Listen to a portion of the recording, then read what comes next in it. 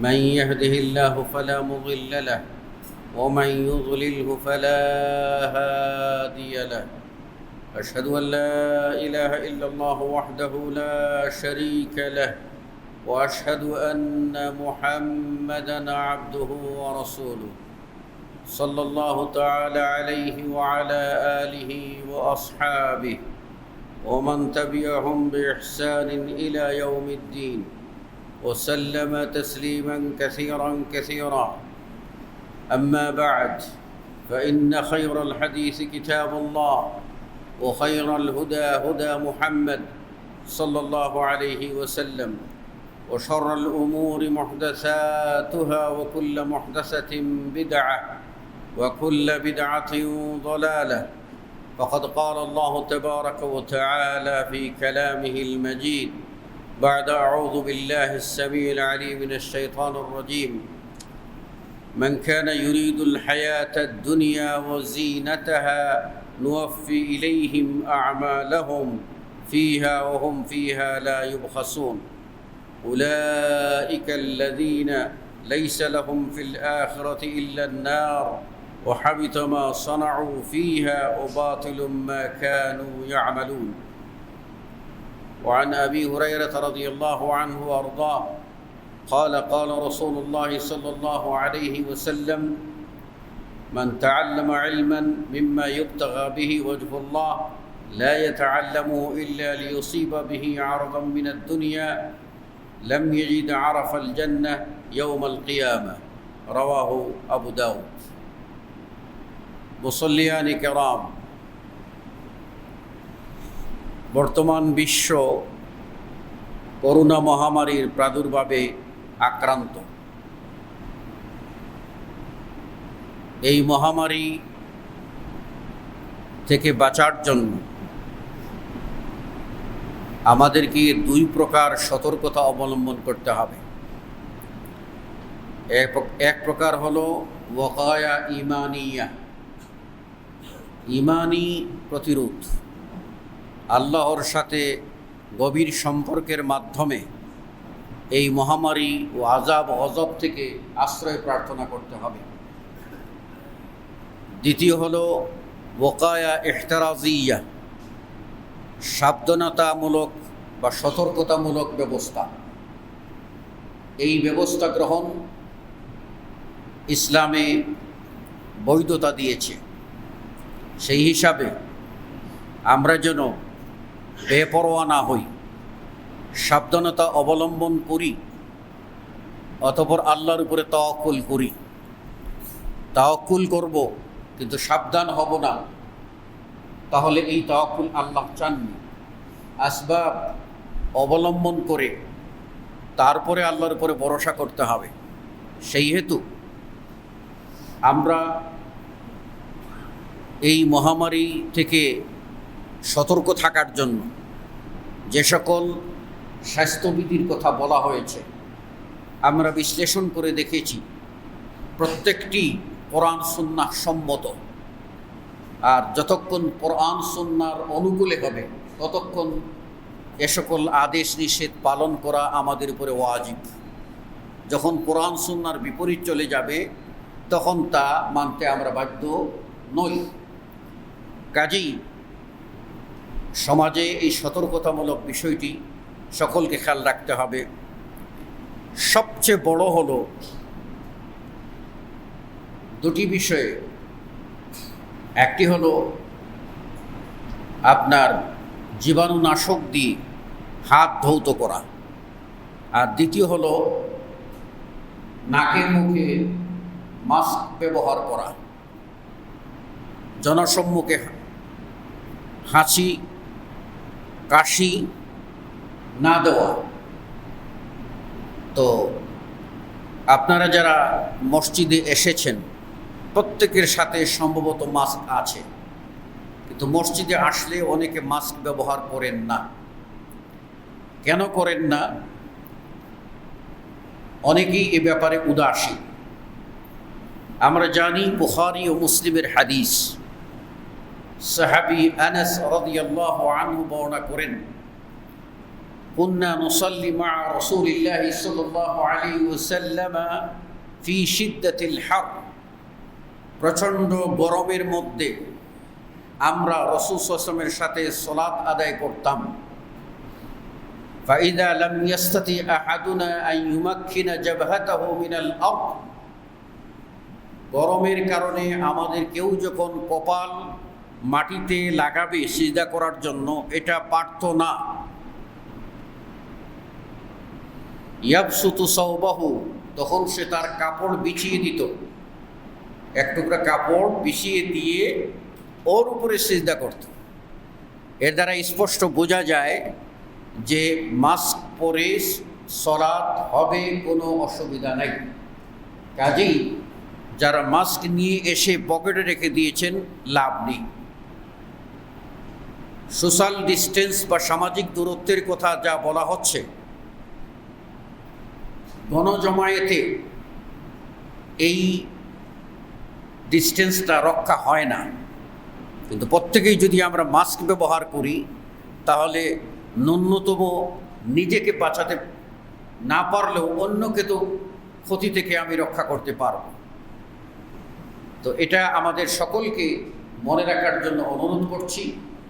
সালাত আদায় করতে গিয়ে সিজদার সময়ে আমরা এই যে জায়নামাজ, তাতে সিজদা করি, বলুন তো আমাদের কপাল আর নাক কি মাটিতে ঠেকে? সুতরাং এই নাক আর কপালের উপরে পর্দা থাকলে কোনো সমস্যা নাই। শরীয়তে যেটা নিষেধ, হাদিস হাসান, আবু হুরায়রা রাদিয়াল্লাহু আনহু থেকে হাদিস, নাহা রাসূলুল্লাহ সাল্লাল্লাহু আলাইহি ওয়াসাল্লাম আনিস সাদলি ফিস সালাহ ওয়া আন ইউগাত্তিয়া রাজুলু ফা, সালাতের সময়ে যাদের গায়ে আপনার যেরকম এহরামের কাপড়ের মতো কোনো কিছু নাই, শুধু উপরে কাপড় এক টুকরো আছে আর নিচে এক টুকরো আছে, এইরকম চাদর যারা ব্যবহার করে সালাত আদায় করে, তারা সালাতের মধ্যে কি করতে পারবে না, এই দুই বাজু ছেড়ে দিয়ে এইভাবে ঝুলিয়ে নামাজ পড়া রাসূল নিষেধ করেছেন। আর নিষেধ করেছেন একজন পুরুষ যখন সালাত আদায় করবে, তখন ওই পুরুষ যেন তার মুখ ঢেকে না দেয়। মুখ ঢাকার অর্থ হলো সে আল্লাহর সামনে দাঁড়িয়েছে, মুখমণ্ডল পুরোটা ঢেকে দিল, তো সে কী করে কেরাত পড়বে, ঠোঁট নাড়াবে কী করে, এবং সে আল্লাহর সামনে দাঁড়িয়েছে, মুখমণ্ডল লুকাবে কেমন করে? এ কারণেই শরীয়তে এটা আল্লাহ নবী সাল্লাল্লাহু আলাইহি ওয়াসাল্লাম নিষেধ করেছেন। আপনারা দেখতে পাবেন একদল অনেক সময় সন্ত্রাসী হয়, ছিনতাইকারী হয়, অনেক সময় দেখতে পারবেন যে উগ্র, তারা কিন্তু মুখমণ্ডল এমনভাবে পেঁচায় যে তাকে চিনার কোনো উপায় নাই। এই অচিনপুরি যখন নামাজ পড়তে যাবে, তখন কার সামনে দাঁড়াবে? এই জন্যই শরীয়তে এটা নিষেধ করা হয়েছে। বিষয়টা ভালো করে বুঝতে হবে। মাস্ক বি, মাস্ক পরবেন, সালাত আদায় করবেন, মাস্ক পরবেন, বাজারে যাবেন, বাইরে যাবেন, আর হ্যান্ড স্যানিটাইজার ইত্যাদি ব্যবহার করবেন। এটি আমার আলোচনার বিষয়বস্তু না, তবু আমি প্রাসঙ্গিকভাবে দেখলাম অনেকেই মাস্ক পরছেন না। এই ব্যাপারে সাবধান থাকার জন্য অনুরোধ করছি। অতঃপর আমি আপনাদের সামনে যে বিষয়টি নিয়ে আজকে আলোচনা করব, সেটি হলো ছোট্ট অথচ মারাত্মক অপরাধ, যার পরিণতি ভয়াবহ। আবারও বলছি, ছোট্ট অথচ মারাত্মক অপরাধ, যার পরিণতি ভয়াবহ। কেন বললাম ছোট্ট?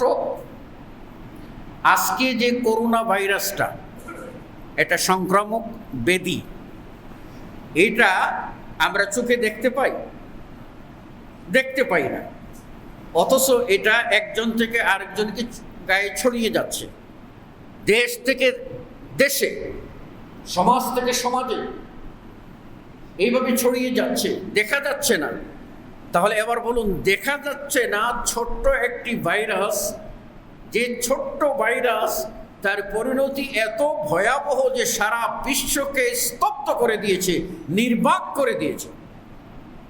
বিশ্বের বড় বড় শক্তিধর, তথ্য প্রযুক্তির ঢের তাদের আছে, তারপরেও তারা অসহায়ত্ব প্রকাশ করে বলছে যে আমাদের যা কিছু ছিল সব আমরা করলাম, এবার ফায়সালা উপরের দিকে। একেই বলে খেলার নাম বাবাজি, উপরের দিকে ফায়সালা। তারপরেও বলবে না লা ইলাহা ইল্লাল্লাহ, ফায়সালা উপরের দিকে, কিন্তু উপরওয়ালাকে যিনি, সেই আল্লাহকে মানবে না। এটা হলো তাদের দৃষ্টতা। আরবের জাহিলরা, ইহুদিরা ষড়যন্ত্র করে রসুলকে বলল, আপনি রসুল হয়ে থাকেন যদি চাঁদকে দ্বিখণ্ডিত করে দেখান। আল্লাহর হুকুমে চাঁদ দ্বিখণ্ডিত হয়ে গেল।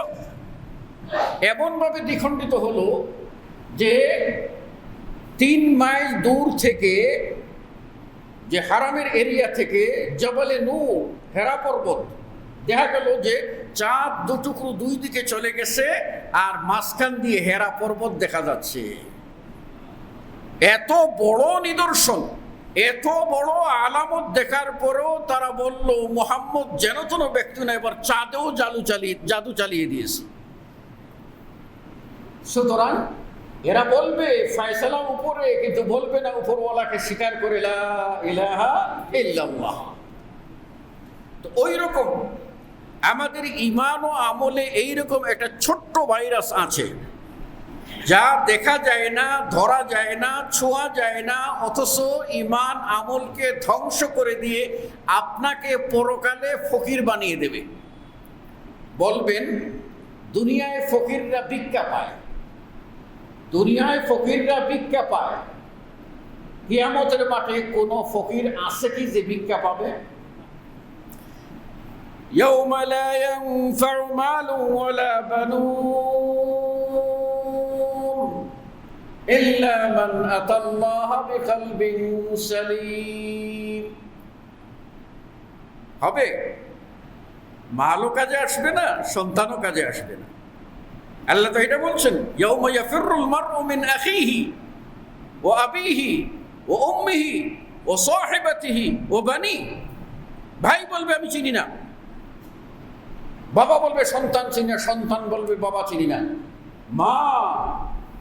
মাও বলবে আমি চিনি না, জীবন সঙ্গিনী স্ত্রীও বলবে আমি চিনি না। আমি কি? প্রত্যেকেই যার যার নফস নিয়ে ব্যতিব্যস্ত সকলেই থাকবেন। সুতরাং আমাদেরকে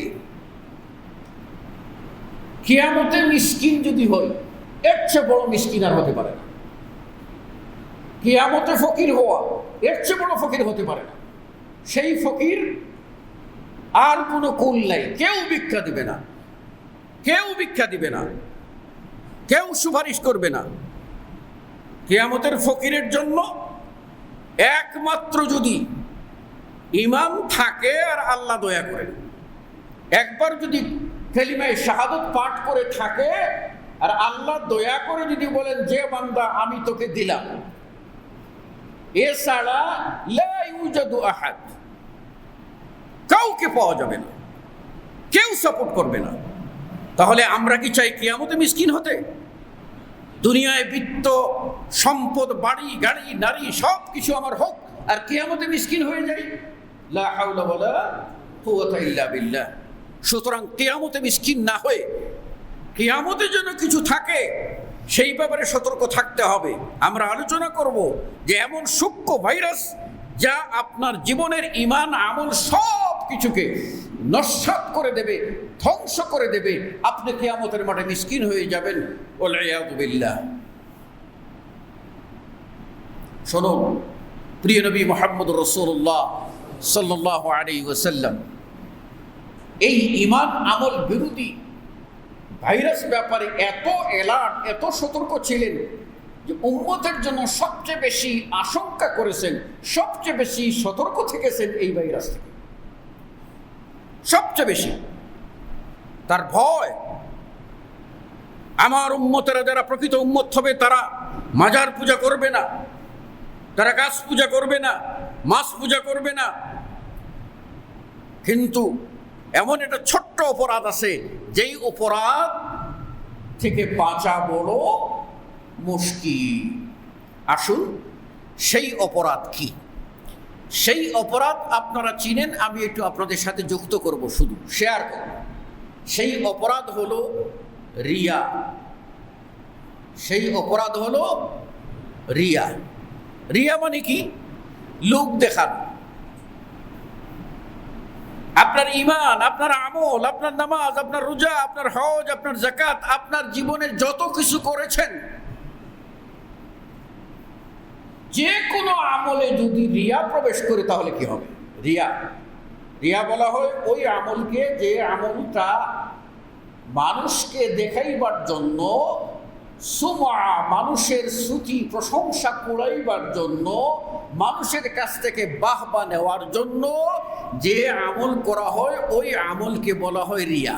ওর ভিতরে যেটা ঢোকে ওইটাই কাজটা হলো রিয়া। এক্ষণে রিয়ার বিপরীত হচ্ছে ইখলাস। ইখলাস হলো কোনো জিনিসকে একেবারে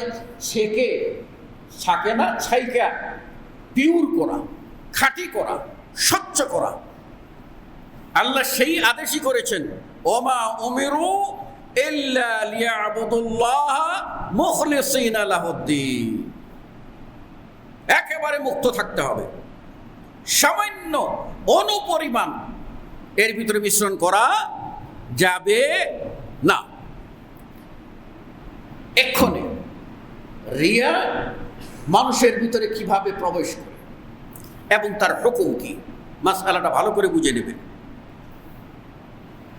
কোন ইবাদত এইরকম আছে যে আসলুহু ফির রিয়া, তার শুরুটা, ইবতেদাটা হইছে রিয়ার উপরে, ভিত্তিটা রিয়ার উপরে। যেমন আছে না, অনেকে সালাত আদায় করে না, সামনে পড়ে গেছে একজন, এখন যদি ধরা খেয়ে যাই তো মসজিদে চলে গেলাম, আসলে সে নামাজি না। এইরকম যার এই লোক দেখানো হলো মূল, তার সমস্ত আমল হলো বাতিল। যা আমল করবে তা বাতিল। পার্থক্য হলো শিরকে আকবর করলে জীবনের সব আমল বাতিল, আর এই রিয়া করলে যে আমলটার ভিতরে রিয়া ঢুকবে সেই আমল বাতিল হইবে, অন্যটা ঠিক থাকবে। ভালো করে বুঝে নিন। দ্বিতীয় স্টেপ হলো আসলুহু ফিল ইখলাস, যে ইবাদতটা শুরু হয়েছে ইখলাসের উপরে, ইখলাসের উপরে আল্লাহকে সন্তুষ্ট করার জন্য ইবাদত শুরু করেছে, কিন্তু মাঝখানে রিয়া ঢুকেছে। ইবাদতটার ইবতেদা হলো খালেস ভাবে, আর মাঝখানে এসে রিয়া ঢুকেছে। এই মাঝখানে যে রিয়া ঢুকেছে কেমন করে? সালাত আদায় করতেছে, তো এর মধ্যে তার উস্তাদ সামনে পড়ে গেছে, তখন সুন্দর করে সালাত আদায় করছে, উস্তাদ বলবে সাবাস। অথবা জামাই নামাজ পড়তেছে, তখন শ্বশুর এসে ঢুকছে, মনে জামাইটা খুব ভালো মানুষ। এই যে মানসিকতা, আসলে নামাজে শুরু করেছে, আসলে আমলটা আল্লাহর ওয়াস্তে শুরু করেছে, মাঝখানে রিয়া ঢুকেছে। এই আমলটা ব্যাখ্যা সাপেক্ষ। যেহেতু তার শুরুটা ভালো, মাঝখানে খারাপ ঢুকেছে, এখন মাইন্ড থেকে, মন থেকে যদি ওই রিয়াটা বাদ দিয়ে দে, সালাতের মধ্যেই, যে কোনো ইবাদতের মধ্যেই শুরুটা হলো আল্লাহর ওয়াস্তে, মাঝখানে ঢুকেছে লোক দেখানো, সাথে সাথেই মাইন্ডটা চেঞ্জ করে নিল, ভিতরে ভিতরে চেঞ্জ করে নিল যে না, আমি আল্লাহর ওয়াস্তেই করতেছি। এটা যদি চেঞ্জ করে ফেলে, আসলটা, শুরুটা ভালো হওয়ায় এবং ভালোর দিকে ফিরে যাওয়ায় তার এই ইবাদত কবুল হয়ে যাবে। এবার থাকলো আল ইস্তেরসাল ফির রিয়া।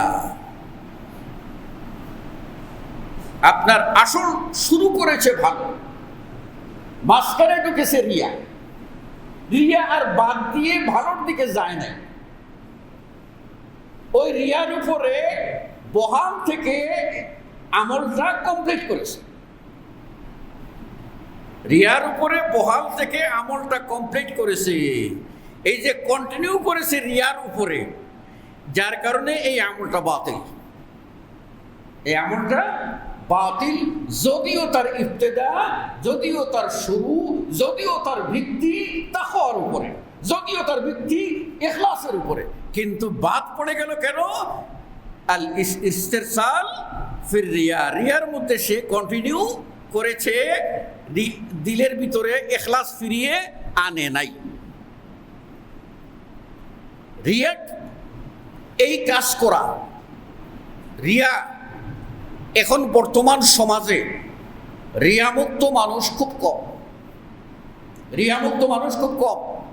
আল্লাহ নবী সাল্লাল্লাহু আলাইহি ওয়াসাল্লাম বলেছেন যে একটা কালো পাথরে, কালো পাথর, ছোট্ট পিঁপড়া, তার ঠ্যাংগুলি কত বড়, ছোট্ট পিঁপড়া ছোট্ট ছোট্ট পা দিয়ে পিলপিলিয়ে হেঁটে যাচ্ছে।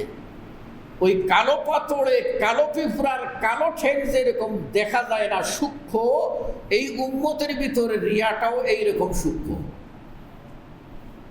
মানুষ চিনা বড় দায়, কে কোন উদ্দেশ্যে আমল করতেছেন, কাজ করতেছি, এটা চিনা বড় মুশকিল। এজন্য সামনে আসতেছি। এই জন্য আল্লাহ তাবারাকা ওয়া তাআলা এই রিয়াকারীকে মুনাফিক বলেছেন, কারণ সে আল্লাহর সাথে মনের ভিতরে অন্যজনকে সূক্ষ্মভাবে খুশি করা ঢুকিয়ে ফেলেছে। এই জন্য একে মুনাফিক বলেছেন। আল্লাহ রাব্বুল আলামিন সূরা আন-নিসা-এর 142 নম্বর আয়াতে বলেন যে মুনাফিকরা কি, وَإِذَا قَامُوا إِلَى الصَّلَاةِ قَامُوا كُسَالَى, নামাজে দাঁড়াইলে, সলাতে দাঁড়াইলে অলস হইয়া দাঁড়ায়, মানে একাগ্রতা নাই, অলস হইয়া দাঁড়ায়। ইউরাউনা নাস, তারা মানুষকে দেখায়। তাদের উদ্দেশ্য কি? মানুষকে দেখানো। এই জন্য মদিনার মুনাফিক সম্রাট, মুনাফিকের লিডার আব্দুল্লাহ ইবনে উবাই ইবনে সালুল আল্লাহ নবীর পিছনে নামাজ পড়েও, আল্লাহ নবীর খয়ের কাজ ছিল প্রথমে, উহুদ যুদ্ধ থেকে না সে আলাদা আকারে পরিষ্কার হয়ে গেল। তারপরেও তার কফিন, যেটাকে আমরা কাফনের কাপড় বলি, সেটা রাসূল সাল্লাল্লাহু আলাইহি ওয়াসাল্লামের ব্যবহার করা জামা দিয়ে তার কফিন দেওয়া হয়েছে। তারপরেও মুনাফিক সে যখন তার নামাজে জানাজার সালাতে আল্লাহ নবী ইমামতি করতে যাবেন, ওমর রাদিয়াল্লাহু পিছন থেকে টানতেছেন, ইয়া রাসূলুল্লাহ, এই সেই মুনাফিক যে আপনাকে এবং ইসলামকে যত কষ্ট দিয়েছে, আপনি তার সালাতে ইমামতি করবেন। ওহী নাযিল হয়ে গেল, জিবরিল আসলেন, বলে দিলেন যে এত বড় অপরাধী, ছোট্ট অপরাধ করেছে সে, বড় অপরাধী, ডেঞ্জারাস অপরাধী। এই অপরাধীর পরিণাম হলো এই, আপনি এর সালাত আদায় করতে পারবেন না, আপনি এর কবরেও যাতে কাছেও দাঁড়াইতে পারবেন না। লক্ষ্য করুন বিষয়টা। এবার আল্লাহ রাব্বুল আলামিন সূরা হুদের 15-16 নম্বর আয়াতে কি বলছেন একটু আমরা খেয়াল। আল্লাহ রাব্বুল আলামিন বলছেন, মান কানা ইউরিদুল হায়াতাদ দুনিয়া ওয়া যিনাতাহা, যেই লোক দুনিয়া এবং দুনিয়ার সৌন্দর্য চায়, তার মনটা দুনিয়ার দিকে, খালিসভাবে আল্লাহর দিকে না। আল্লাহ বলেন, নুওয়াফি ইলাইহিম আমালাহুম ফিহা ওয়া হুম ফিহা লা ইউবখাসুন, একেবারে যা পাওনা তা ষোলোয়ানা আমি আল্লাহ দুনিয়াতে দিয়ে দেব, ঠকাবো না। নে তোর দুনিয়ায় পাওনা নে, ষোলোয়ানা বুঝা নে, আমি ঠকাইবো না। ওহুম লা ইউবখাসুন, তাদের ওজনে কম করা হবে না। যা পাওনা সা দুনিয়াতে আল্লাহ রাব্বুল আলামিন দিয়ে দেবেন। এরপরে কি আল্লাহ বলছেন, উলাইকাল্লাযীনা লাইসা লাহুম ফিল আখিরাতি ইল্লান নার, এই মানুষগুলি যারা রিয়াওয়ালা মানুষ, এদের আখিরাতে জাহান্নাম ছাড়া আর কিছুই না। আখিরাতে জাহান্নাম ছাড়া আর কিছুই না। লাইসা লাহুম ফিল আখিরাহ, তাদের কিচ্ছু নাই আখিরাতে, ইল্লান নার, কেবলমাত্র জাহান্নাম, কেবলমাত্র জাহান্নাম। এরপর আল্লাহ বলছেন, আরে জাহান্নামে দেব দেব, কারণটা বুঝো না, কারণটা কি? রিয়া করার কারণে কি হয়েছে? ও হাবিতা মা সানাউ ফিহা, দুনিয়াতে যত কাজ করেছে সব হাবিত, বরবাদ হয়ে গেছে। ও বাতিলুম মা কানু ইয়ামালুন, যা আমল করেছে সব বাতিল। আল্লাহু আকবার। আল্লাহ দুইটা শব্দ বলেছেন, হাবিত ধ্বংস, আবার বলেছেন বাতিল, বাতিল যা করেছে সব বাতিল। এরপরে শুনেন 3 নম্বরে, আল্লাহ রাব্বুল আলামিন কিয়ামতের মাঠে এই মিসকিনকে আর আশ্রয় দেবেন না। রিয়া ছোট, দেখা যায় না, অথচ এটা এত ডেঞ্জারাস অপরাধ। এই কারণে আল্লাহ রাব্বুল আলামিন ওই লোকের সাথে সম্পর্কহীনতা ঘোষণা করে দিয়েছে। সহিহ মুসলিমের 2089 নম্বর হাদিস, আল্লাহর নবী বলেন, আল্লাহর কাছ থেকে, হাদিসে কুদসি, আল্লাহর কাছ থেকে নবী রওয়ায়াত করেন, আল্লাহ নবী সাল্লাল্লাহু আলাইহি ওয়াসাল্লাম বলেন, আনা আগনা শুরাকা আনি শিরক, যেই লোক শিরিক করবে তার থেকে আমি আল্লাহ মুক্ত, তার সাথে আমার কোনো সম্পর্ক নাই।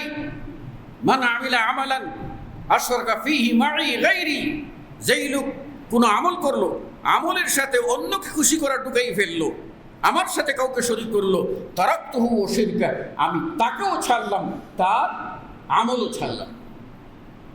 তোকেও বাদ, তোর জীবনের আমল বাদ, সব শেষ। এটা আল্লাহ রাব্বুল আলামিন সম্পর্কহীনতা ঘোষণা করবে। এবার আপনি চিন্তা করেন, ওই যে বলছিলাম কিয়ামতের মাঠে মিসকিন হইলে একমাত্র আল্লাহ আপনাকে যদি ইচ্ছা করেন তাহলে তিনি কি করবেন? তিনি মাফ করে দিতে পারেন। কিন্তু ওই আল্লাহই জানিয়ে দিয়েছেন যে না, আমি আল্লাহ আগেই তার সাথে দুনিয়ায় থাকতেই সম্পর্কহীনতা ঘোষণা করে দিলাম। কথায় বলে হাকিম লড়ে তো হুকুম লড়ে না, এটা ভুল কথা। আমার আল্লাহ হলেন এমন হাকিম, তিনিও লড়বেন না, তার হুকুমও লড়বেন না। হাকিম লড়ে তো হুকুম লড়ে না, কিন্তু আমার আল্লাহ এমন হলেন এমন হাকিম, তিনিও লড়বেন না, তার হুকুমও। ভালো করে বুঝতে হবে। 4 নম্বর, এইরকম যারা রিয়া করে, লোক দেখানো আমল করে, নামাজের রিয়া,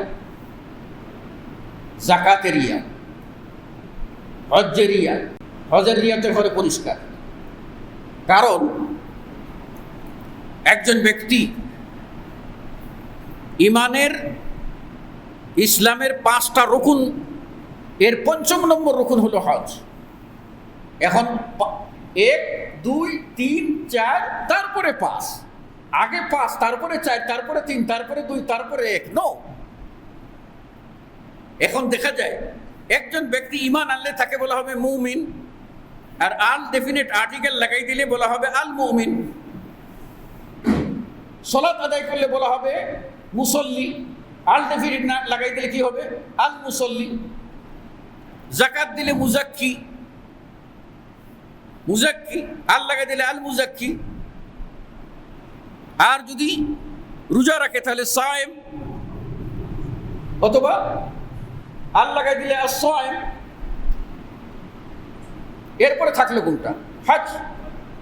এরপরে গিয়ে হজের আগে দিয়ে আল লাগাই দিলে হজ হলো, যিনি হজ করেন তাকে বলা হবে হাজ, হজ করেনেওয়ালা। এর আগে লাগাই দিলে আল, আল হাজ। আমাদের সমাজে রসুম বানাইছে, একবার যে করে সে হলো হাজি, আর একের বেশি যে করে সে হলো আল হাজ। পার্থক্য শুধু কিন্তু আল, ইনডেফিনিট এবং ডেফিনিট, এটাই নির্দিষ্ট অনির্দিষ্ট, এই পার্থক্য। এটা লাগাইছে। যেই লোক লাগায় আল হাজ, সেই লোকের উচিত হবে আগের 4টাকে অস্বীকার করা, না স্বীকার করা। যদি স্বীকার করে তাহলে বলতে হবে, আমার উপাধি যদি লাগাও তাহলে প্রথম আমার টাইটেল হবে আল মুমিন, আল মুসল্লি, আল মুজাক্কি, as-সাইম, আল হাজ। কথাটা নাহলে অস্বীকার। অস্বীকার করলে কি হলো? আগের 4টা অস্বীকারের মানেই হলো রিয়া, লোক দেখানো, প্রশংসা, মানুষের খুশি, সন্তুষ্টি। মানুষ তাকে বলে, কারণ গরিবরা হজে যায় না, গরিবরা হজে যায় না। সমাজে কিছু মানুষ আছে না, গড়ি পড়তো, দেখছে একজন রিক্সাওয়ালার হাতে গড়ি, গড়িটা খুইলা গাঙ্গে ফেলাই দিছে। রিক্সাওয়ালার হাতে গড়ি, আরে বাবা রে বাবা, রিক্সাওয়ালা মানুষ না? ওই মিয়া, তোমার বাবাও আদম, তার বাবাও আদম। আজকে আমেরিকার অবস্থা দেখছেন না? সাদা রঙের মানুষ কালো রঙের মানুষকে একটু চাপাতি ছিল, কালো রঙের মানুষেরা কি বিশ্ব, কি একেবারে ঝড় তুলে দিল। একদিকে করোনার ঝড়, আর আরেকদিকে হলো শ্বেতাঙ্গ আর কৃষ্ণাঙ্গের ঝড়। ও ঠিক আছে, কৃষ্ণাঙ্গ আর করোনা, তাই না? করোনার ঝড় আর আবার কৃষ্ণাঙ্গের ঝড়, দুই ঝড়ের ভিতরে আমেরিকা কপুকাত, স্তব্ধ। সুতরাং মানুষকে মানুষের মূল্য দিতে হবে। আমরা মনে করি বাবা গরিবরা তো যাইতে পারবে না হজে, সুতরাং আমি লাগাইলে বুঝবে যে এই লোকের টাকা আছে, পয়সাও আছে, সমাজে মাতবর বানাইবো, মোড়ল বানাইবো, ডাক দিব, ও হাজি সাহেব একটু ডাক শুই না যান। আর গরিব হলে গরিব, কালামিয়া না দোলামিয়া ওই গেছিলি, আর একটু মুসওয়ালা হইলে হাজি সাহেব, হাজি না হইলেও হাজি। এই জন্য সাবধান, মারাত্মক। বেশি কথা বলা যাবে না, সময় কম। এই জন্য 4th নম্বর বলছি, যারা রিয়া করবে, লোক দেখানো আমল করবে, তাদের অবস্থা কি দাঁড়াবে? যে এদের কোনো দাবি দেওয়া, কথা, ফরিয়াদ, দরখাস্ত, দোয়া, আবেদন, নিবেদন, অ্যাপ্লিকেশন যা বলে এটা সব নন অ্যাকসেপ্টেবল, কোনোটাই আল্লাহ গ্রহণ করবেন না। যেমন ধরেন করোনা ভাইরাসের ভ্যাকসিন নাই, একবার ঢুকলে ফুসফুস ফুলে একেবারে শেষ করে দেয়। আল্লাহ কাউকে দয়া করেন আর কারোর এই পরিণতি হয়, আল্লাহ সকলকে মাফ করুন, আমিন। যে কথা বলছিলাম যে ওই আত্মচিৎকার লাভ হবে না।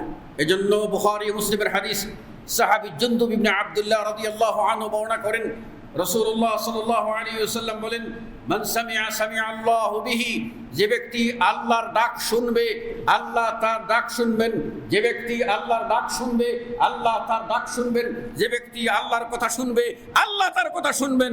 ওমান ইউরাই আল্লাহু বিহি, যেই লোকটা মানুষকে দেখাইবার জন্য কিছু করবে, রিয়া করবে, তার ওই ফলটা রিয়া হিসেবে গণ্য হবে, আল্লাহ তার কোনো দাবি দেওয়া শুনবেন না। এবার শুনেন,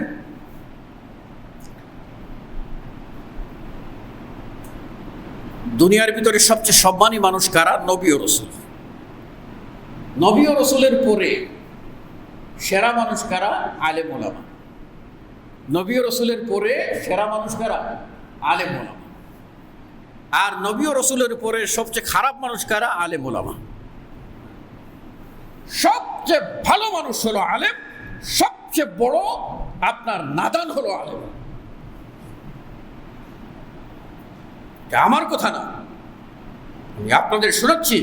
সুনানে আবু দাউদের সহিহ হাদিস, রাসূলুল্লাহ সাল্লাল্লাহু আলাইহি ওয়াসাল্লাম থেকে আবু হুরায়রা বর্ণনা করেন, তিনি বলেন, রাসূল সাল্লাল্লাহু আলাইহি ওয়াসাল্লাম বলেছেন, মান তাআল্লামা ইলমান মিম্মা ইবতাগা বিহি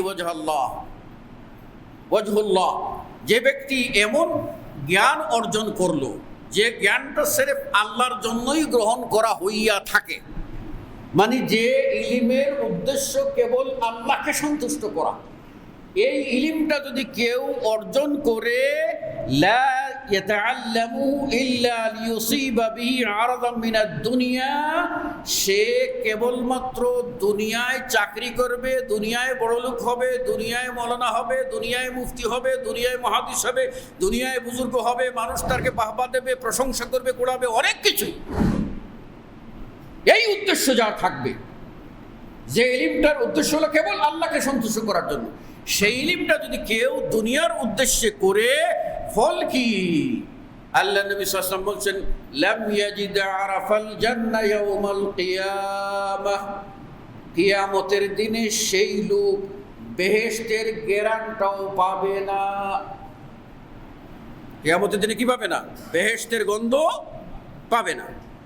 অথচ বেহেশতের গন্ধ আল্লাহ নবী সাল্লাল্লাহু আলাইহি ওয়াসাল্লাম লামসিরাতিন কাদা ওয়া কাদা, বহু বহু দূর থেকে জান্নাতের সুগন্ধি পাওয়া যাবে। জান্নাতের সুগন্ধি বহু দূর থেকে পাওয়া যাবে। আর সেই জান্নাতে যাওয়ার কথা যাওয়া তো দূরের কথা, জান্নাতের গ্যারান্টিও সে পাবে না। এটা অত্যন্ত ভয়াবহ। আজকে আমরা দেখতে পাই যে আমাদের মধ্যে আমরা বলতে পারি না অমুক ভালো, কারো আমরা সার্টিফাই করতে পারি না। আমরা বলতে পারি আমাদের হোসনে জন, ভালো ধারণা, এই লোকটা আমাদের ধারণা মতো ভালো। ওয়ালা উযাক্কি আলাল্লাহি আহাদা, আল্লাহর উপরে আমরা মাতবরি করব না, কারণ আসল ফয়সালা কে দেবে? আল্লাহ। সুতরাং আমি বলবো না, আল্লাহ নিজে বলছেন ওয়ালা তুযাক্কু আনফুসাকুম, তোমরা নিজেদের প্রশংসা নিজেরা করিও না, নিজেদের আত্মশুদ্ধি বর্জা করিও না। হামচনি দিগার নেস, আমার চেয়ে বড় কেউ নাই, আমি বড় দেশের বড় আলেম, আমি বড় মুফতি, আমি বড় মুজিব, আমার সামনে কথা বলার কে আছে, আয় দেখি, গর্জন তর্জন, এই সবগুলি যারা করে এরা হচ্ছে কি আপনার এই এদের ভিতরে একটা রোগ আছে, সেই রোগটা হলো আনানিয়া। এটা হলো আপনার যেটাকে বলা হয় আনানিয়া, মানে এক প্রকারের জাহালত, অজ্ঞতা। জাহিল যুগের মানুষের ভিতরে এই ধরনের মেজাজ থাকতো, সেই মেজাজটা থাকে। আচ্ছা, এবার বলেন যারা রিয়া করবে তাদের পরিণতি কি? আমি আপনাদেরকে বলবো যে একদা আবু হুরায়রা রাদিয়াল্লাহু আনহু মদিনায় গেলেন। এর মধ্যে খবর ছড়িয়ে গেল যে আবু হুরায়রা রাদিয়াল্লাহু আনহু, সবচেয়ে হাদিস বর্ণনাকারী সাহাবী, কোথায় আসছেন? মদিনায় আসছেন। যেখানে বাসস্থান ছিল সেখান থেকে তিনি মদিনায় গেছেন, কারণ সাহাবারা তো ছড়িয়ে ছিটিয়ে গেছেন দিনের প্রচারের জন্য। মদিনায় গেছেন, এই খবরটা ছড়িয়ে যাওয়ার পরে বলেন তো মদিনায় এমন কোনো ইমানদার আছে যে একবার সাহাবী আবু হুরায়রাকে দেখতে আসবে না? হুজুম, ভিড় লেগে গেছে। তো বর্ণনাকারী বলছেন আমি গেলাম, গিয়ে আবু হুরায়রার সাক্ষাৎ করব, মানুষের ভিড়ে সাক্ষাৎ করার আমি সুযোগ পেলাম না। আমি কতক্ষণ কি করলাম? দূরে থাকলাম। মানুষেরা দেখা সাক্ষাৎ করে সাহাবীকে দেখার। আজকে আমরা সাধারণত একজন আলেম আসলে কি করি? দেখার জন্য আসি, ভালো কথা, সম্মান করতে হবে। ঠিক ওই সাহাবীকে দেখার জন্য আসছে। মানুষ যখন চলে যাচ্ছে, আস্তে আস্তে যখন মানুষ ফাঁকা হইল, কমে গেল, তখন ওই তাবেঈ বলছেন যে আমি আবু হুরায়রার কাছে গিয়ে বসলাম। আমার উদ্দেশ্য, এক নম্বর উদ্দেশ্য পুরা হইল কোনটা? আবু হুরায়রাকে দেখা। সামনাসামনি আবু হুরায়রাকে দেখা হয়ে গেল। বড় আশা ছিল একজন সাহাবীকে দেখব, দেখা হয়ে গেল। এবার কাছে যখন গেছি তখন মনে মনে দ্বিতীয় একটা আশা জাগলো, হাই রে, আবু হুরায়রা থেকে এত এত হাদিস শুনলাম, সেই আবু হুরায়রার মুখে যদি রসুলের একখানা হাদিস শুনতে পারতাম। আল্লাহ। তিনি বললেন আমি আশা করি, আমার তামান্না, আপনি আল্লাহ রাসূল সাল্লাল্লাহু আলাইহি ওয়াসাল্লামের একখানা হাদিস আপনার জবান দিয়ে একটু পড়েন তো, একটু শোনানো হবে। লক্ষ্য করুন, আমরা তো শুয়ে শুয়ে ফতোয়া দেই, কথা বুঝতে পেরেছেন কিনা? অলিতে গলিতে তাকিয়ে মোবাইলে ফতোয়া দেই, আর বলবো না অন্য কিছু। আরো কোনো জায়গায় থাকলেও মোবাইল পাইলে আমরা কিন্তু রিসিভ করে কথা বলি, আর সেই যুগের কথা আর বলবো না, শুধু আবু হুরায়রার কথাই বলি। মদিনায় গেছেন, কথা হয়েছে, তাহলে তিনি কি এই প্রথম থেকে এত মানুষের সাক্ষাৎ দিলেন, তিনি কি এই পুরো টাইমটা দাঁড়িয়েছিলেন? অসম্ভব।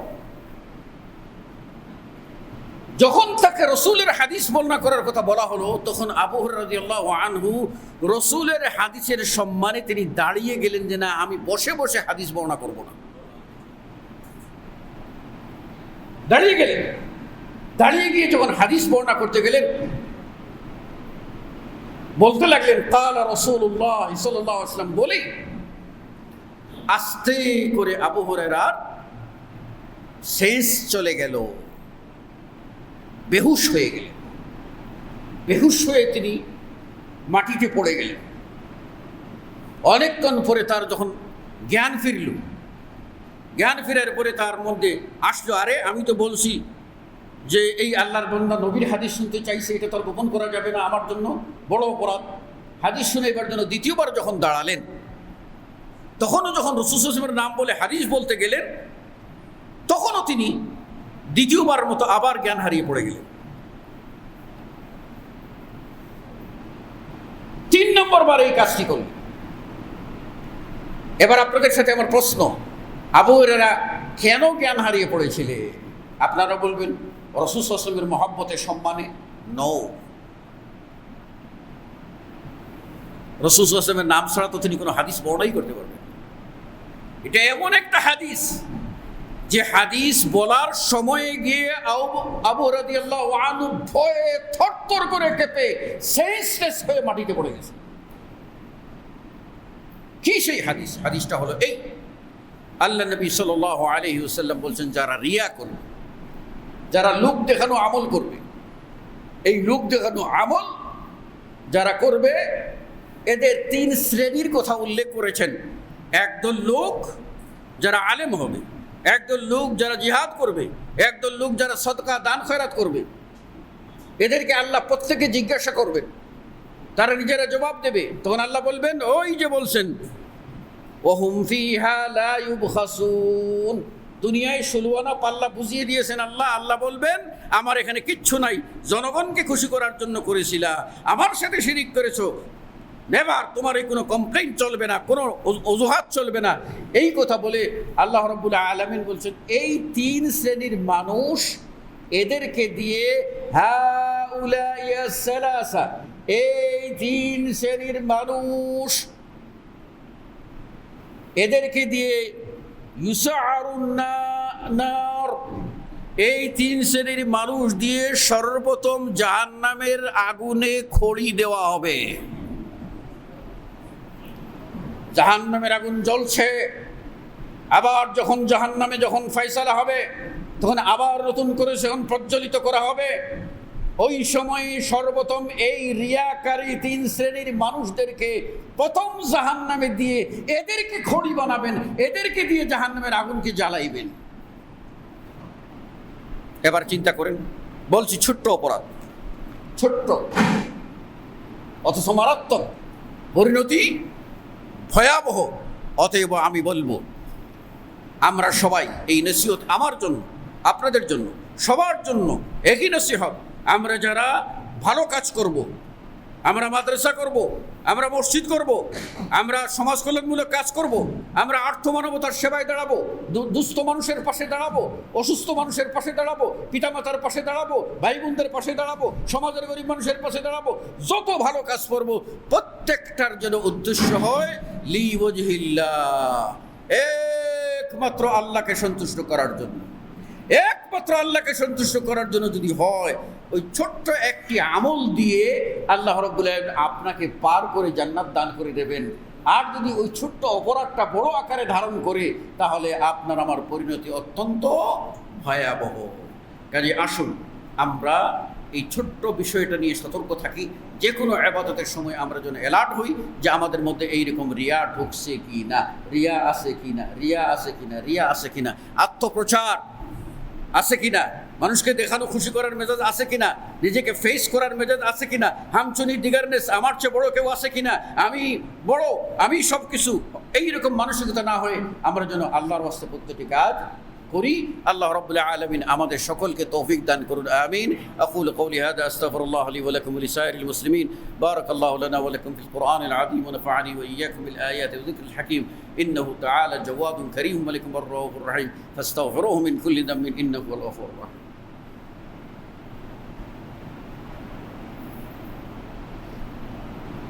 আলহামদুলিল্লাহ, আলহামদুলিল্লাহ الذي خلق الإنسان وقد أتى عليه حين من الدهر لم يكن شيئا مذكورا ثم هداه السبيل ونصب له الدليل إما شاكرا وإما كفورا فسبحان الذي لم يزل ولا يزال حيا قيوما مدبرا سميعا بصيرا أشهد أن لا إله إلا الله وحده لا شريك له وأشهد أن محمدا عبده ورسوله মুসল্লিয়ান কেরাম, আমরা যখন মসজিদে বসবো তখন আমরা আদবের সাথে বসবো।